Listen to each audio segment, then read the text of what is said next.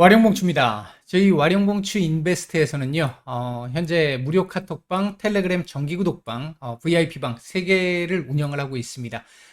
무료 카톡방의 경우에는 지금 현재 비번을 걸어놓은 상태라서 영상을 매일 올라가는 영상에 중간에 제가 비번을 바뀌게 되면 계속 바뀌는 비번을 말씀을 드리게 될 것이고요. 텔레그램방 정기구독방 같은 경우는 뭐 개인적으로 어느 정도 혼자 매매가 가능하신 분들을 대상으로 이제 말씀을 드리고 있는데, 이렇게 이제 말씀드렸던 일주일에 두세 종목 정도씩 이제 종목을 말씀을 드리고 그 종목들에 대해서 이제 매매를 진행을 할 수 있게끔 하는데, 5% 이상 올라가는 구간에서는 자율 매도로 제가 전환을 해드리는데, 기본적으로 보이는 자리까지는 다 제가 말씀은 드립니다. 그래서 혼자 매매가 가능하신 분들, 대응이 가능하신 분들 같은 경우는 수익을 더 키울 수도 있는 그런 정도의 흐름으로 만들어 가실 수 있을 거고요. VIP방 같은 경우는 이제 이 전반적인 부분을 다 이렇게 관리를 저희가 해드리면서 수익 같은 경우도 이렇게 이제 기본적으로 수익들이 이렇게 난 부분들이고, 이 부분들은 아마 여러분들 여기에서 찾아보시면 저희 회원분들이 직접 수익을 내시고 나서 올려주신 내용들도 다 있으니까, 여기에 있으니까 확인해 보시면 될 것 같습니다. 여기에 있습니다.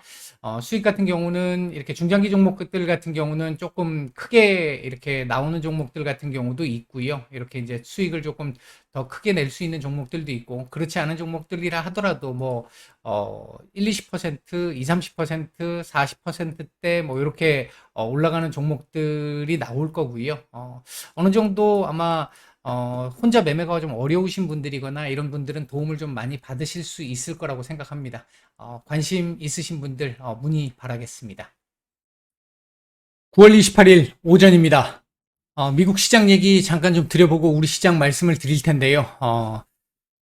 제가 오늘 조금 어제하고 이번 주 계속 말씀드렸던 부분들을 조금 더 고민해 본 상황에서 오늘은 조금 좀 과감한 말씀을 좀 드려보고자 합니다.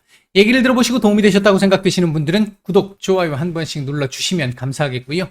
현재 여러분들이 보고 계시는 영상의 아래쪽에 영상에 대한 설명을 볼 수 있는 부분을 클릭하시게 되면 저희 그 무료방으로 들어오실 수 있는 링크가 있는데요. 참여를 원하시는 분들은 그 링크를 클릭하시면 비번 누르라고 나옵니다. 비번은 현재까지는 9780입니다. 9780 누르고 들어오시면 될 것 같습니다. 관심 있으신 분들 참여 바라겠고요. 바로 들어가 보도록 하죠. 먼저 미국 시장입니다. 어제 일단 미국 시장 나스닥은 반등을 좀 했는데 플러스가 나왔는데, 다우나 S&P 500은 어제도 하락을 했고요. 특히 S&P 500 같은 경우는 6거래일 연속 하락이 나왔습니다.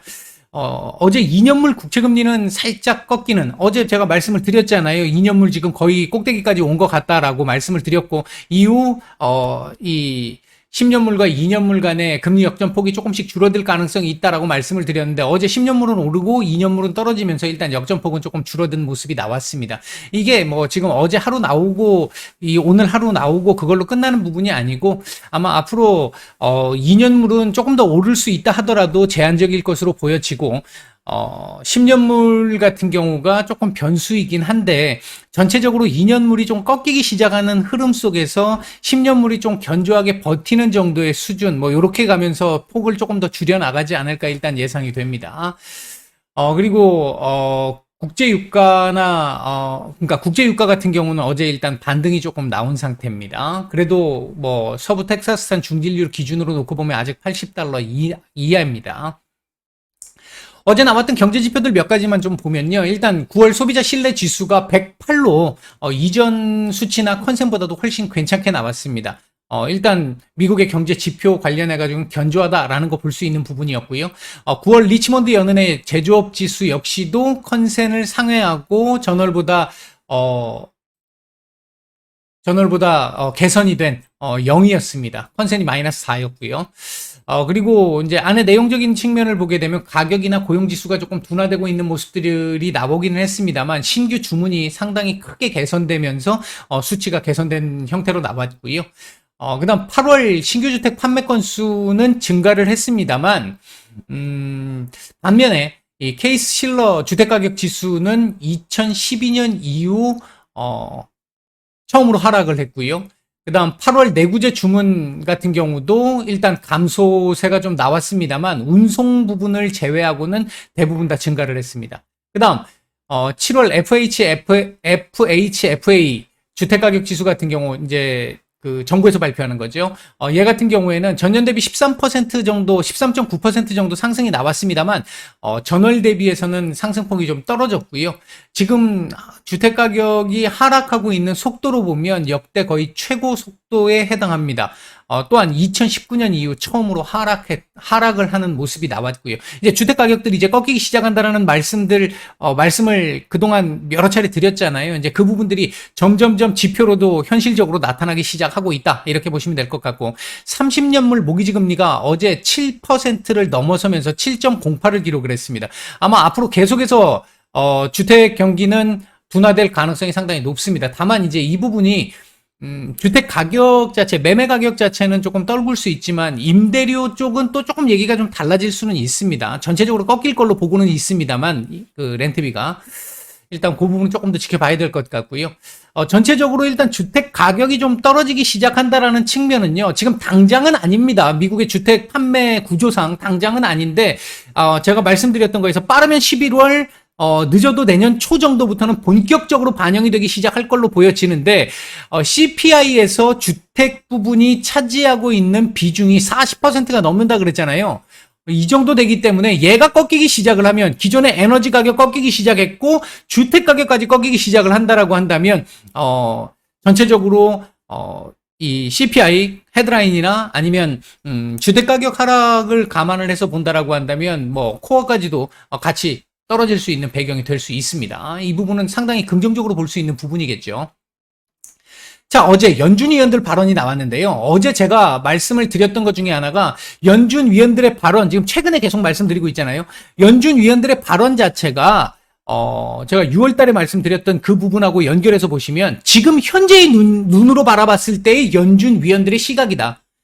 이건 현재가 바뀌면 이후에 말을 하는 그 뉘앙스들이 다 바뀔 수 있다. 라고 계속 말씀을 드렸었는데, 6월 달에 제가 예상을 해드릴 때는 9월 아마 CPI 꺾이기 시작하면서 FOMC에서, 이 금리 인상 피크 아웃 흐름이 나오면서 그때부터 좀 안정을 찾을 것이다. 이렇게 말씀을 드렸는데, 일단, 8월 CPI가, 7월 CPI가 예상만큼, 약하게 나오지 않았죠. 헤드라인은 괜찮았습니다만, 코어가 오히려 상승하고 나오면서, 그 바람에 9월 FOMC에서 너무도 급박한 긴축으로 다시 돌아서는 흐름이 나왔습니다. 그것 때문에 지금 조금 딜레이가 되면서 시장 지금 충격을 조금 받고 있는 상황인 건데, 일단, 어제 연준 위원들, 나오고 있는 그 얘기들 주 후반으로 가면서 연준 위원들의 발언이 조금씩 톤 완화되는 흐름들이 좀 나올 것이다. 시장이 연준 위원들의 정책이나 발언에 반대하는, 지금 요번 FOMC에 반대하는 목소리들이 점점 더 커질 것이다. 이런 말씀을 드렸었는데, 일단 블라드 총재 같은 경우는 초강경 매파시잖아요. 이분 같은 경우는 여기서 더 매파적일 수는 없을 정도였는데 항상 예상을 뛰어넘는 매파적 발언을 하셨던 분인데 어제는 그런 부분은 없었고요. 당분간 4.5% 정도의 최고 금리를 보일 것으로 전망한다. 기존에 지금 점도표상에 나와 있는 얘기 정도 수준 그 이상 얘기하지 않았습니다. 거의 제 기억으로는 거의 기존의 시장의 시각이나 연준 위원들의 시각이나 점도표상에 있던 얘기보다 더 강경하게 얘기하지 않았던 게 거의 한 1년 반만 아닌가 모르겠습니다. 그 정도로 블라드 총재를 감안하면 톤 완화된 부분이라고 볼 수 있는 부분입니다. 그리고 연준의 신뢰도에 대해서 상당히 좀 걱정하는 부분들이 좀 있었어요. 자, 두 번째 카시카리 총재 같은 경우 이분 사실 안 그랬는데 굉장히 지금 매파적으로 돌아선 분인데 어제도 매파적인 얘기를 하셨습니다. 경제가 악화될 때까지 악화되는 경우에 금리를 바로 인하해버리는 이런 과거의 실수를 되풀이하지 않겠다 이렇게 말씀을 하셨고요. 어제 미국 시장 시작하기 전에 이제 발언을 하셨던 찰스 에반스 시카고 연은 총재 같은 경우가 상당히 톤 완화된 얘기들 제가 말씀드렸던 그런 부분들의 얘기가 좀 나왔는데 연준이 인플레를 타개하기 위해 가지고 금리를 지금 현재 너무 빠르게 올리고 있다. 이거 지금 우려스러운 정도의 수준이다라고 얘기를 하면서 이 금리 인상의 이 어떤 통화 정책장의 이 시차가 있기 때문에 지금 금리를 올린다고 해서 당장 뭐 변화가 생기는 게 아니지 않습니까? 그러니까 이런 시차가 있기 때문에 일정 정도 올려놓고 잠시 지켜봐야 된다. 그 영향을. 그렇게 얘기를 했었고요. 최종적인 금리는 4.5에서 4.75 정도가 정점일 수 있다. 그 부분, 그 시기는 내년 3월 정도가 될 수 있다. 일단 시기까지 못을 박았고요. 시장에서 지금 예상하고 있는 5%보다 낮은 시각으로 얘기를 했습니다. 그러니까 확실히 톤 완화된 얘기가 나왔다는 거죠. 이것만 있었던 게 아니고요. 최근 제가 그 제레미 시걸 교수 얘기 말씀을 드렸잖아요. 그분 얘기 나온 이후에 어제 같은 경우, 그러니까 오늘 새벽 같은 경우에 윌리엄 데들리 전 뉴욕 연은 총재입니다. 뉴욕 연은 총재 이전에 계셨던 연준이 지금 계속 파월 의장도 그렇고 연준이 경제에 일정 정도의 고통, 인플레이션을 잡기 위한 경제에 어느 정도 일정 정도의 고통이 있을 수 있다라고 얘기를 했던 부분을 너무 가볍게 얘기하면서 그 고통의 크기를 상당히 축소시키고 있다. 일부러 지금 축소를 시키고 있다. 사실 이게 이렇게까지 그러니까 이 고통이 적지 않다라고 얘기를 하면서 9월 FOMC에서 연준의 올해 그 목표 실업률이 3.8%고요. 내년 4.4%인데 지금 3.6이잖아요. 내년 4.4%까지 가게 된다라고 한다면 지금 0.8% 정도 올라와야 된다라는 얘기인데 지금까지 미국 역사상 0.5% 이상 실업률이 상승했었을 때 경기 침체를 벗어난 적이 한 번도 없었고 그때의 고통은 상당히 컸다. 따라서 이번에도 이런 상황이 지금 나올 걸로 보고 있는데 연준이나 파월 의장이 계속해서 이 지금 고통을 축소시키고 있다. 이거 장기 인플레가 지금 고정돼 있는 상태, 잘 지금 연준의 의도대로 지금 최근에 잭슨 홀 이후에 엄청나게 강경 발언을 통해 가지고 이 기대 인플레를 지금 잡아놓고 있는 상태잖아요. 이게 지금 잘 잡히고 있다고 해서 연준이 뭐 시장이 우리를 지금 신뢰하고 있어 이렇게 지금 착각하면 안 된다. 이거 만약에 경제가 깨지기 시작을 하면서 걷잡을 수 없는 본물 터지듯이 터지는 상황 나오게 되면 연준의 신뢰는 땅바닥에 떨어지고 지하실로 내려앉을 것이다. 이런 식의 이제 표현까지는 아니지만 제가 좀 과장된 표현을 썼습니다만 이런 식의 연준의 신뢰에 타격이 크게 나올 것이다 라고 얘기를 했습니다. 아마 이 부분이 지금 블라드 총재가 연준의 신뢰와 관련된 얘기를 했던 이유가 아닌가 생각이 되는데 어쨌든 이런 얘기들이 좀 나왔다라고 하는 부분들 연결해가지고 이후 제가 오늘 제목과 관련된 말씀을 조금 더 구체적으로 드릴 수 있도록 하겠습니다. 어쨌든 이 부분들이 있었고 어제 노드스트림 이 가스관이 파이프라인이 폭발하면서 두 차례 정도 폭발이 나오면서 이게 뭐 지금 미국이 했다, 러시아가 했다, 우크라이나가 했다 지금 막 난리죠 지금 조사 독일과 덴마크 쪽에서 지금 조사를 하고 있다라고 하는데 어쨌든 이거 폭발이 되면서 현재 어차피 가스관 지금 그 닫아놓은 상태이기 때문에 당장 어떤 충격이 있지는 않습니다. 다만 시장에서는 그래도 일말에 푸틴이 양심이 있다면 일말에 다시 공급 재개에 대한 기대감이 있었습니다만 이제 완전히 그 부분은 사라지게 됐죠. 이로 인해서 천연가스 가격 뛰기 시작을 했고요. 유럽의 경기 침체 우려가 더 커지는 모습이 나왔고 이것 때문에 달러가 다시 어제 우리 장 마감 이후부터 달러 약세가 지속이 되면서 선물 반등이 나왔잖아요. 미선물이 반등이 나왔는데 이 부분이 그리고 시가도 좋게 시작을 했고요. 갭상승 출발을 했는데 이거 사건 이후로 달러 강세가 나타나면서 국채금리 다시 뛰고 이러면서 지수 하락폭을 좀 키우는 이런 모습으로 진행이 됐습니다. 어제 일단 시장의 상황이었습니다. 이게. 자, 일단은 뭐 이런 정도 말씀을 드리고 오늘 우리 시장 먼저 말씀을 드릴게요. 일단은 그 미국 시장 같은 경우는 현재 요 구간에서 어느 정도 이 바닥을 좀 여기까지 안 내려오고 바닥을 좀 잡아줄 수 있기를 바란다라고 계속 말씀을 드리고 있는데 일단 현재까지는 요 흐름을 지금 진행할 걸로 보여집니다. 어제 캔들이 상당히 좋지 않았습니다. 오늘 아마 저점 살짝 또 이탈되면서 장중 변동성이 좀 나타날 가능성이 있기는 한데요. 그럼에도 불구하고 일단은 옆으로 좀 지켜주면서 종가상으로 지켜주면서 옆으로 기어주기를 좀 기대를 해보고 있고요. 일단 열려있기는 1550포인트 직전 저점까지 열려 있습니다. 일단 그렇게 일단 말씀을 드릴 수 있겠고요. 자, 우리 시장 보도록 하겠습니다. 우리 시장의 경우에 오늘 일단 하락 출발을 했고요. 이건 뭐 장전 브리핑에서도 제가 말씀을 드렸습니다. 무방에서도 말씀을 드렸어요. 하락 출발이 예상되고 이후 장중 변동성, 뭐 신용 반대 매매 이런 장중이나 장전, 신용 반대 매매 등이 있기 때문에 그 장중 변동성이 좀 있을 것이고 이후 양봉 전환되면서 양전환 시도까지도 좀 기대를 해본다 이렇게 말씀을 드렸는데 일단 그 흐름이 조금 나타나는 듯 했습니다만 다시 요 부분에서 달러 강세가 지속이 되면서 이제 환율 상승 이 부분이 나타나면서 상승이 조금씩 제한되고 있는 모습이 좀 나타나고 있습니다. 상대적으로 코스닥은 지금 조금 더 괜찮은 모습이 나오고 있고요. 오늘 아침에도 어제만큼은 아니었습니다만 신용 반대 매매가 좀 나왔던 걸로 보여지고요. 아마 이런 부분들이 한 차례 정도 더 나올 정도 수준, 지수가 급락하지 않더라도 나올 수 있는 상황이고요. 이런 부분들이 조금 나오게 된다라고 한다면 수급상으로는 일단 어느 정도 정리가 조금 되는 흐름이 나올 가능성이 좀 높아지겠다. 이게 한번 정리가 돼줘야 이후에 수급이 그 이후에 다시 붙을 수가 있습니다. 당장은 아니더라도 그 부분 때문에 안타깝습니다만 시장을 위해서 시장의 시각에서 본다라고 한다면 일정 정도 정리가 되어야 하는 상황인 건 분명히 맞다고 보고 있습니다. 자, 일단 지금 현재 옆으로 지금 횡보하는 흐름 약간씩 지금 박스권 흐름이기는 합니다만 좀 나쁘지 않은 흐름이 지금 보여지고 있고요.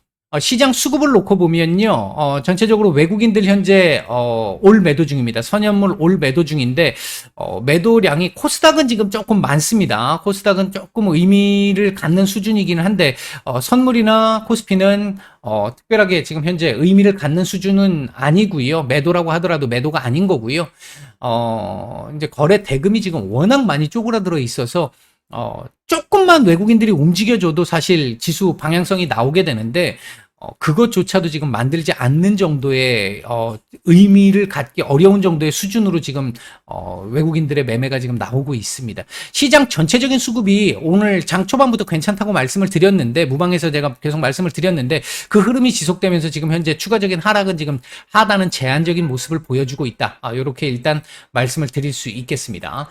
현재 움직이고 있는 섹터들 보게 되면 일단 사료 섹터들 지금 강한 모습을 보여주고 있고요. 그 다음에 이제 일부 제약바이오 섹터들 움직임이 좀 나오고 있고 탄소 배출권 관련한 섹터들 움직임이 좀 나오고 있습니다. 아무래도 제약바이오 섹터들의 강세가 나타나다 보니까 상대적인 코스닥 강세가 나타나고 있는 상황이다. 이렇게 볼 수 있겠고요. 반면 뭐 통신, 인터넷 그리고 자동차 섹터들은 계속 지금 하락을 주도하고 있는 상황이다. 이렇게 말씀을 드릴 수 있겠고요.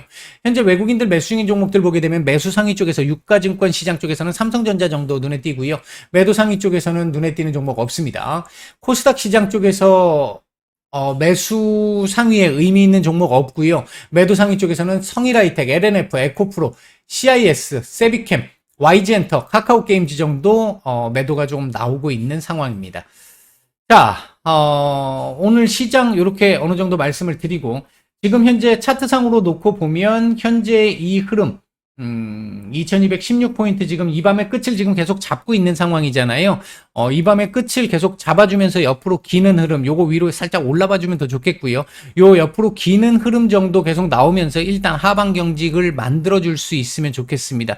이번 주 증시 전망 일요일날 제가 올려드렸던 이번 주 증시 전망에서 전체적으로 좋지는 않겠지만 전약 후강 정도의 흐름을 기대한다라고 말씀을 드렸는데 아마 오늘 이렇게 해서 만약에 양전환 정도까지 나오게 된다라고 한다면 생각보다 제가 예상했던 생각보다 조금 더 빠르게 돌려지는 흐름이 나올 가능성이 좀 높겠고요. 그렇다고 하더라도 뭐 급반등이 나오기는 지금 어려운 구간입니다. 바닥만 잡아줄 수 있으면 됩니다. 이번 주 아마 10월 초까지 해가지고 바닥만 제대로 잡아줄 수 있으면 10월 CPI 발표 이후부터 조금 숨을 좀 쉴 수 있는 그런 정도의 흐름 나올 수 있을 거라고 보고 있고요.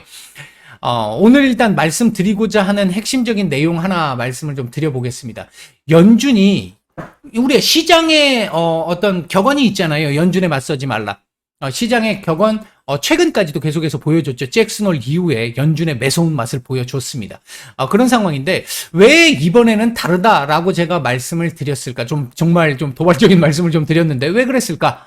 라고 생각을 해보면 첫 번째는 어제 말씀드린 거나 최근에 말씀드린 부분의 연장선에 있습니다. 첫 번째는 연준의 말바꾸기입니다. 연준은 작년까지 올 초까지도 그랬고요. 작년까지만 해도 인플레이션이 일시적이다라는 얘기를 계속 했고요. 말 바꾸기. 일시적이다라는 얘기를 했었고, 그 다음에 금리 인상 없을 거라고 얘기를 했고요. 내년까지, 그러니까 지금으로 따졌을 때도 내년까지 금리 인상 없을 거라고 얘기를 했었고요. 계속 뭐 완화적인 얘기들 중심으로 계속 얘기들이 나왔었잖아요. 그랬는데 갑자기 올해부터 시작해서 작년 말부터 시작했죠. 시작해서 조금씩 말이 바뀌기 시작하더니 올해는 완전 180도 바뀌는 상황이 나왔죠. 이게 제가 서두에 말씀을 드렸던 연준 위원들의 발언이나 점도표에 나와 있는 얘기들은 현재의 경제 시점에서 바라보고 있는 미래다라는 얘기를 계속 드렸던 그 의미와 일맥상통한다고 볼 수 있습니다. 지금 이 말 바꾸기는 이후에 경제가 혹시 이제 깨지는 상황이 나오면서 경기 침체가 급격하게 진행이 되거나 아니면 인플레이션 지표가 완화되는 정도가 조금씩 더 가속도를 붙이거나 이렇게 됐을 경우에 바로 또 말 바꾸기 나옵니다. 나올 수 있고요. 나오게 될 겁니다. 그 부분이 하나 있고요. 그러니까 연준이 지금 신뢰를 사실 좀 많이 잃은 상태입니다. 이 얘기는 제가 봄부터 드렸고요. 두 번째는 연준의 이 말 바꾸기 신뢰가 좀 떨어지는 부분, 이 부분의 근거로 제시될 수 있는 걸로 이것도 과거에 말씀을 드렸던 부분인데 연준이 지금 현재 데이터 의존적 그러면서 데이터에 후행적으로 대응을 하고 있다는 부분입니다. 후행적으로 반응하고 있다는 얘기는 누구나 똑같은 지표를 보고 누구나 똑같이 예상할 수 있다는 측면에서 연준의 무게감을 떨굴 수밖에 없는 부분이고 지표 자체가 나오고 난 다음에야 움직일 수 있다는 얘기가 되기 때문에 그 지표가 나올 때까지는 시간이 좀 걸릴 수 있다는 얘기입니다. 오늘 에반스 총재가 그 말씀을 하셨잖아요. 그러니까 지금 이 얘기에 대해서 제가 그동안 계속 말씀을 드렸던 이 부분에 대한 우려를 오늘 말씀하신 거예요. 지금 연준이 데이터 후행적으로 가고 있기 때문에 금리 인상을 지금 딱 한다고 해가지고 바로 그거에 대한 효과가 경제 전반에 나타나는 게 아니잖아. 시간적으로 시차가 필요하잖아. 그렇기 때문에 연준은 일정 정도 금리를 딱 올려놓고 그 다음에 좀 시장의 영향을 좀 판단을 해야 되는데 지금 그거 없이 너무 빠르게 고고하고 있어. 이 부분 좀 우려스러워. 이 얘기를 했잖아요. 그러니까 이 부분과 관련해가지고 아마 앞으로 지금 에반스 총재 한 분이 그 말씀을 하셨지만 앞으로 이런 얘기들은 조금씩 더 나오게 될 것이다. 연준 위원들 사이에서도 이 말 바꾸기인 거죠. 그 다음에 이제 세 번째 내용은 역시 또 뭐 연장선상에 있습니다. 이번 9월 FOMC를 통해서 나온 점도표를 놓고 봤었을 때 너무도 과도하게 급격한 금리 인상. 너가 급금이네요. 너무도 과격하게 급격한 금리 인상. 자, 긴축 속도가 너무 빨라졌는데요. 이거 지금 잘 생각해 보세요. 지금 현재 시장에서 반영하고 있는 건 앞으로 11월, 12월 FOMC에서 125bp 올릴 것이다 라는 게 지금 시장의 기본 컨센입니다. 125bp를 올린다는 얘기는 11월 달에 75bp를 올리고 12월 달에 50bp를 올린다는 얘기가 되는 거죠. 그런데 이번 점도표를 놓고 봤었을 때 금년 이 금리의 상단을 4.5로 봤었을 때 4.5% 금리 상단 4.5%를 봤었을 때가 이 125bp입니다. 이렇게 되는 겁니다. 이렇게 되는 건데 이렇게 예상한 위원이 9분이셨어요. 9분.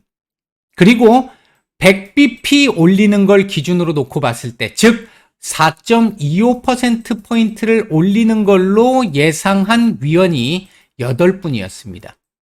그래서 파월 의장이 기자회견에서 125bp를 주장한 이 연준 위원들도 많았지만 못지않게 100bp를 인상을 주장한 분들도 많았다. 이렇게 얘기를 했던 이유가 여기에 있습니다. 8분입니다. 지금 시장은 여기에 주목을 해서 지금 반영을 하고 있는 했던 상태입니다. 어느 정도는 돼 있는 상태입니다. 여기까지 지금 반영이 돼 있는 상태입니다. 돼 있는 상태인데 만약에 이렇게 해서 100bp를 올리게 된다라고 한다면 50, 50이 나올 가능성이 일단은 높아지겠죠. 톤 다운된다는 얘기입니다. 이렇게 내린다 하더라도 연준 입장에서는 뭐 8분이나 했으니 8분, 9분 과반 그러니까 우리가 다수결로 따졌을 때 이쪽에 가깝지만 이걸 한다고 해가지고 연준이 말 바꾸기 한 거 아니잖아. 이렇게 얘기할 수 있는 상황인 거고요. 분명한 건. 충분히 이렇게 지금 갈 수 있는 상황일 수 있겠고요. 어제 일단 11월 금리 인상 75bp 인상 확률이 확 떨어졌죠. 50%대 초반까지 떨어졌습니다. 그러니까 그 부분도 이걸 지금 반영하고 있다라고 볼 수 있습니다. 그러니까 너무 급격하게 진행이 되는 부분들이 시장에서의 반발을 살 수 있을 것이다라는 말씀 계속 드렸잖아요. 그 시장에서 반발이 오늘도 나왔죠. 더들리 전 뉴욕 연은 총재 얘기. 그러니까 이런 얘기들이 계속 나올 거예요. 이렇게 계속해서 정말 무게감을 가지신 분들이 반발하는 얘기들이 계속 나오게 되면 연준 입장에서도 지금 너무 급격하고 과격하게 가고 있다는 걸 인지하고 있는 상태에서 불안감은 더 커질 수밖에 없습니다.